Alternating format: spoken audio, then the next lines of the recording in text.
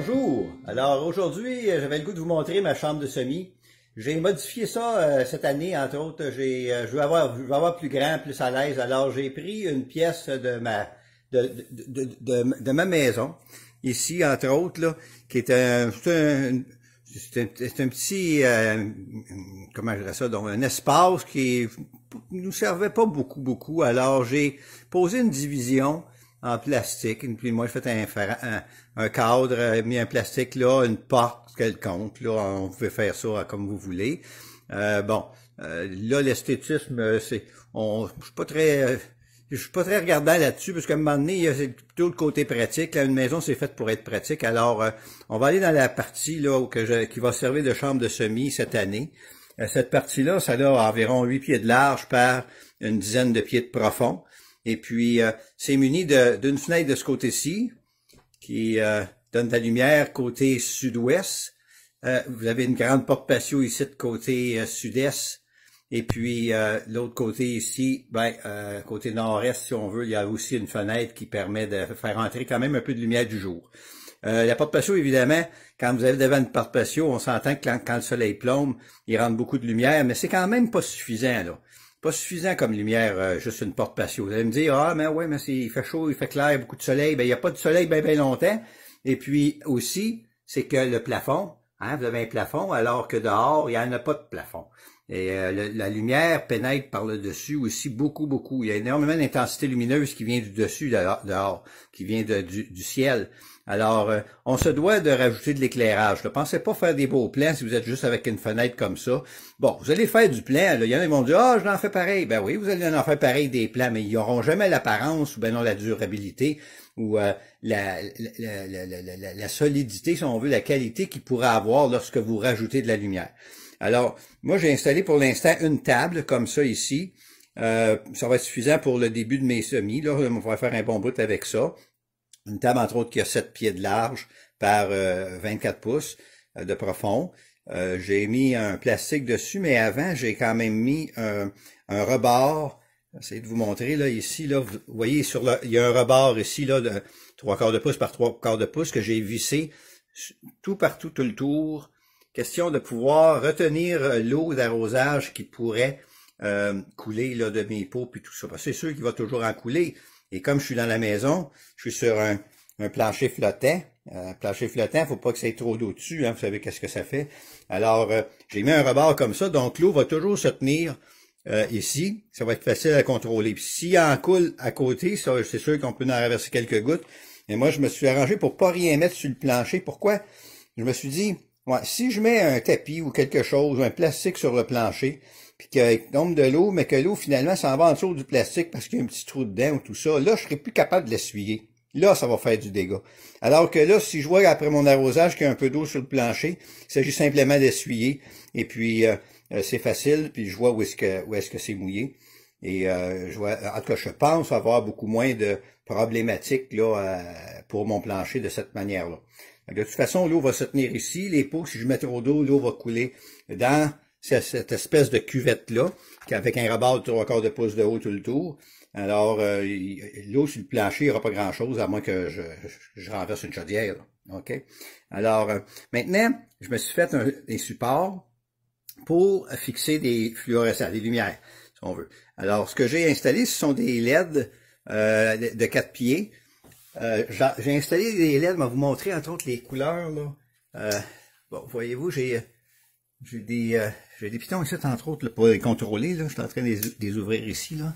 Alors, vous voyez, ça, c'est des lumières exprès pour la culture à l'intérieur. Mais pour les semis, vous savez, avant, moi, j'avais pas ces lumières-là. Ça, c'est nouveau, là.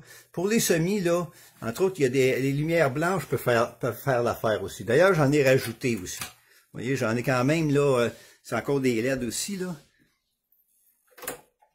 Alors, moi, j'aurais tout ça comme lumière, là, qui va me permettre d'avoir une belle croissance, là, qui va compléter la luminosité, là, que le fait d'être en dedans, que je n'ai pas suffisamment. Donc ça vous assure de faire des plants qui vont être courts, qui vont être trapus, qui vont avoir un beau feuillage, puis qui vont se développer vite aussi. Parce que j'en vois déjà qui veulent faire des semis de piments, alors que les piments, là, ça peut pas avoir un mois, moi, je vais semer ça. Mais c'est sûr que si vous n'avez pas une croissance rapide, ben c'est normal que les piments, si vous les faites à ce temps-ci, ils vont retarder. Et puis, ils vont arriver à date, mais c'est parce que vous êtes pris pour les semer trop de bonheur. Alors, et puis ça peut faire des plants probablement plus feuillettes aussi, donc plus fragiles lors de la transplantation. Ça fait que ça, c'est des petits trucs là, que je vous donne, moi qui me permet de faire des super de beaux plants. Là, ce que je vais partir bientôt, entre autres la semaine prochaine, c'est les oignons et les poireaux. Ça, on passe ça tout de suite. Et puis, mais j'attends la lune décroissante. Là. On va avoir la pleine lune au début de la semaine, je crois. Et puis, fait que là, je vais faire ça vers le milieu de la semaine prochaine, là, qui s'en vient. Là, ça veut dire aux alentours du 15, pour les oignons et les poireaux. Je vous montrerai à ce moment-là comment je les fais. Donc, c'était ni plus ni moins ce que je voulais vous montrer aujourd'hui. Puis, on reviendra au fur et à mesure que je ferai des semis, là, pour vous montrer comment je les fais, puis comment ça progresse. C'est beau? Alors, à bientôt!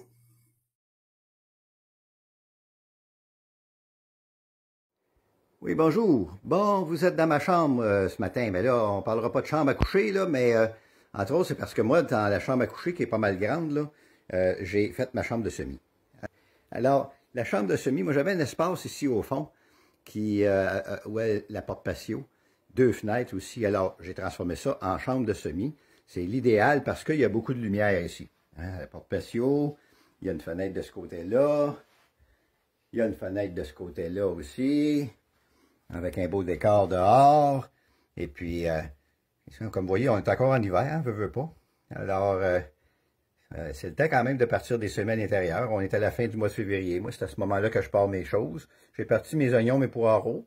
Mais là, au début, le semis, il n'y a pas besoin d'être dans une chambre de semis. Fait que j'ai parti ça quand même il y a quelques jours.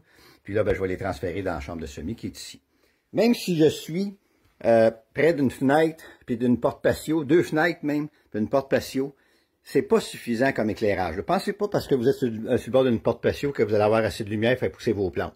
Ça, là, c'est une erreur, parce que la lumière ne rentre que par la porte patio. Fait que vous avez beaucoup d'intensité lumineuse quand le soleil est directement là, mais vous n'avez aucune intensité lumineuse au plafond, ok? Parce que c'est pas comme dehors, là.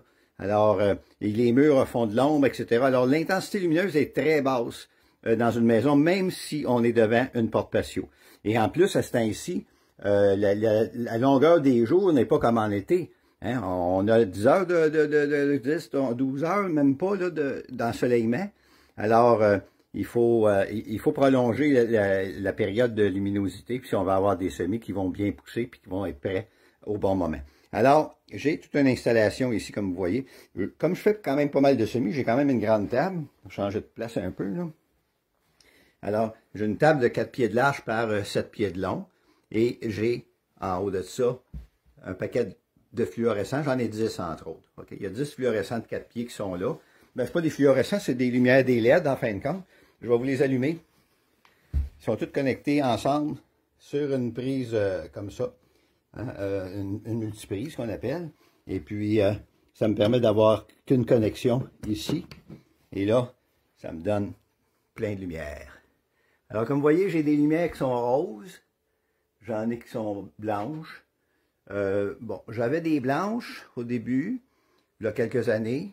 Et je les ai encore, j'en ai 4 tubes.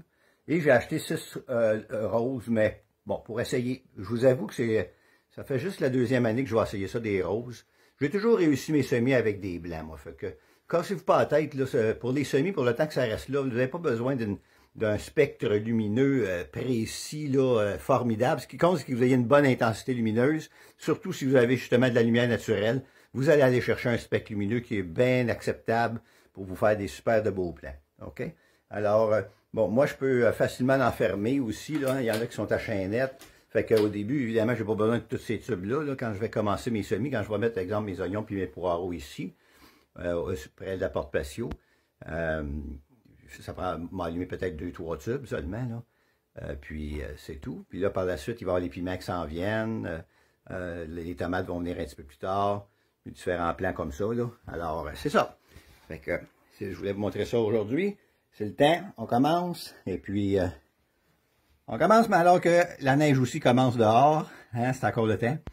Alors, je vous dis là-dessus, bon semis. Et puis, à la prochaine capsule. Bye bye.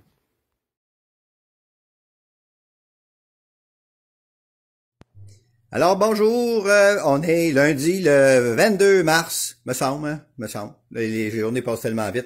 En tout cas, on est lundi et puis j'ai agrandi ma chambre de semis. Comme vous pouvez voir, elle est différente des autres capsules que je vous avais faites auparavant. Je l'ai doublé de grandeur, c'est-à-dire j'ai collé 2 tables comme j'avais. Je suis rendu avec 4 pieds de large par 7 pieds de profond de table avec mon système de lumière en dessous ici. Hein, rose, blanc. Avant, j'avais juste du blanc. Là, pour ceux qui se demandent si ça prend du rose absolument, là, non, ça prend. Pour des semis, là, regardez. Ce qui est important, c'est que vous ayez de la lumière extérieure. Ça, c'est encore bien meilleur parce que ça, vous avez le bon spectre lumineux, puis une meilleure intensité de lumière aussi. Alors, vous voyez, même s'il fait soleil, là, on voit sur la table que le soleil est dans mes oignons, là. OK? Le soleil rentre par la fenêtre qu'il y a là, présentement, là, vers la fin de la journée. Dans le jour, il est carrément dans la porte patio qu'il y a là. Puis le matin, il a tendance à envoyer un peu de lumière de ce côté-là. Fait que, vous voyez, j'ai quand même de la lumière extérieure intéressante, mais ça prend quand même la lumière toute la journée, soleil, pas soleil, les lumières, les fluorescents sont allumés, les lumières d'ailes qu'il y a là sont allumées parce que on est dans la maison. OK? Il en rentre par les fenêtres, mais dehors, là, il en rentre de partout de la lumière. Du dessus. Hein, le ciel, ben là, il n'y a pas de ciel, il y a un plafond. Alors, ici, là, c'est ombragé. Ça, c'est ombragé partout, OK? Alors que dehors, vous avez de la lumière tout le tour, en haut, en bas, partout. Alors, c'est très différent l'intensité lumineuse à l'intérieur. Donc, priorisez l'éclairage artificiel, même si vous êtes devant une porte patio. Ça, je vous en parlais dans les autres chroniques. OK? Alors, j'ai semé, je manquais un peu de persil, puis de cerises de terre. Alors, j'en ai semé dans ces petits pots-là. Là, je mets une couverte comme ça pour que ça germe. Ensuite de ça, j'ai repiqué mes tomates, comme vous voyez au début, là. Ça, c'est toutes mes tomates que j'ai repiquées en petits godets comme ça, là, des multicellules 25. J'en ai 1, 2, 3, 4, 5, 6, 7. 7 fois 25. Ça vous donne une idée combien de plants que je vais avoir. C'est 175 plants de tomates. Et j'en ai ben trop pour moi, c'est bien sûr. J'ai 12 variétés là-dedans. J'ai repiqué mon céleri. Ici, aussi en multicellules. Ça, ce repiquage-là, là, bon, j'ai semé en vrac, comme je vous avais montré dans les autres capsules. Je repique là-dedans, mais c'est pas final, ça. Après ça, ils vont être repiqués dans des contenants plus gros. Mais ce qui arrive, c'est que je veux pas envahir toute ma chambre de semis avec des gros pots. Alors, j'y vais par étapes comme ça. OK? Et puis, fait que là-dedans, ils vont être capables de faire 2-3 semaines, mais au moins 3 semaines. Fait que je vais m'être rendu au milieu d'avril. Et là, au milieu d'avril, je vais les repiquer dans des pots de 5 pouces pour ce qui est des tomates. Et puis le céleri dans des pots de 4 pouces. Puis là, ils vont être capables de continuer à profiter puis grossir pour avoir des plants assez avancés. Pour les tomates, là, je vous le dis tout de suite, là, les tomates, là, soyez pas inquiets si les vôtres sont pas partis, puis vous voyez les miennes. Moi, c'est des plants qui vont être pas mal avancés. Parce que j'ai la place pour pouvoir les mettre. Puis j'ai une serre dehors aussi là, qui va. Je sais pas si vous voyez la structure dehors, là, il y a une structure en bas là d'abri d'auto, ça va être l'endroit où vont aller les tomates. Là, si vous voyez en bas là, par la fenêtre. Alors, vous n'êtes pas en retard. Là. Les tomates, là, moi, au début d'avril, là, c'est bon. Dans le fond, les tomates, là, faut que vous prévoyez 8 semaines avant des planter au jardin. OK? Donc, si vous plantez dans le jardin, mettons, début de juin, ce qui est relativement tôt là, pour les zones 3, là, même zone 4 des fois, si vous plantez le début de juin, ça veut dire vous ne semez pas avant le début d'avril. C'est beau? C'est ça, les piments, les sept, là, qui vont bien, les piments. Il y a des petits plants à travers aussi de... Ça, c'est des petites tomates Tiny Tim. Là. Je m'en suis planté quelques plants aussi. Ça s'en vient bien, ça aussi. J'espère manger des tomates avant que le printemps poigne. Et puis, au fond, là-bas, on voit un plateau. Là, ma femme a parti des pousses de tournesol puis de radis. Elle va les couper probablement demain. Alors, c'était ça. Là, je vais repiquer ma laitue dans des pots aussi. Là, la laitue est due là, pour aller dans des pots plus gros. Elle aussi était dans des petits godets, là, des multicellules comme ça. Et voilà. Alors, c'est ce que je voulais vous montrer aujourd'hui. Alors, bon jardinage!